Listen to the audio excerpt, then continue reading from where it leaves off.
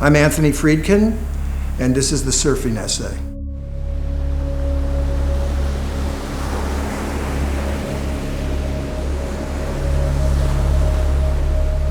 I chose the photographs in this exhibition, to celebrate my love of photography and the ocean, really.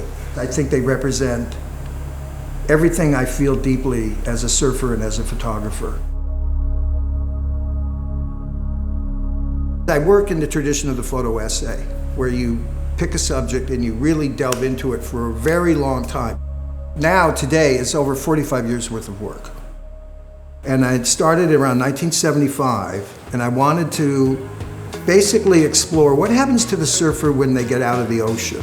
What happens to the surfer when they cross the highway? Because, surfers have a profound connection to nature.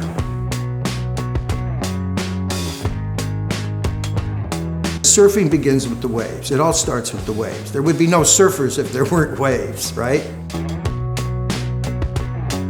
But the ocean waves really represent the pulse of the whole planet.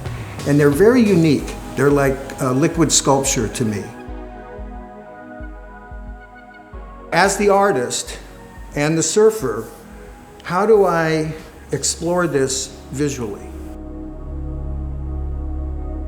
When I photograph them, right at the moment they're about to break, or when they stand up, or they've already broken, it's like I've photographed their birth and death at the same time.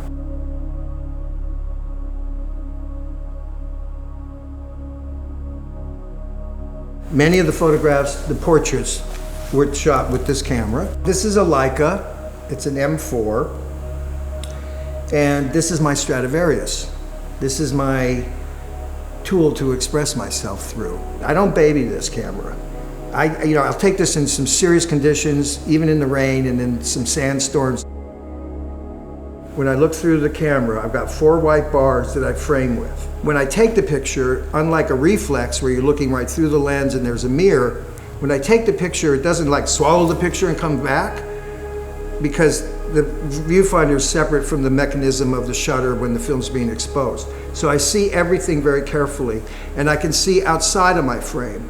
Not just exactly what the lens is seeing, but I can see on the outside of it. So if I want to make a small adjustment in my composition, I can do that quickly. It starts with me getting up very early in the morning at dark.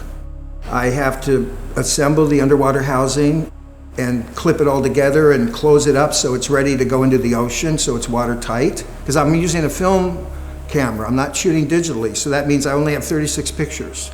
So once that rolls out, that's it, I have to go in. There's no more.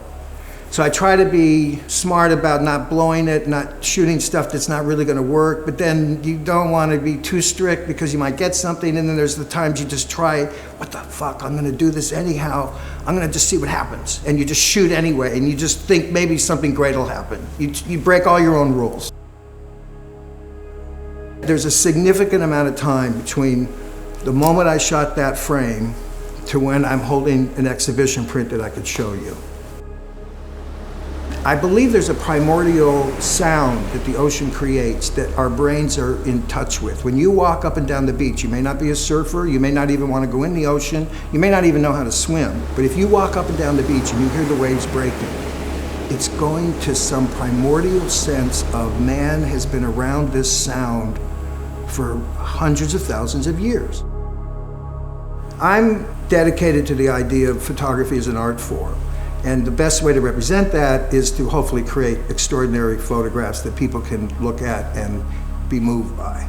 And as an artist, I'm only really interested in what I consider to be the best of the best of the best. So like these wave photographs that are in the show, I can't even tell you the thousands of photographs that are sitting in boxes that never got blown up because they just didn't meet that standard. And it doesn't matter if they were taken yesterday or they were taken 20 years ago, they're timeless.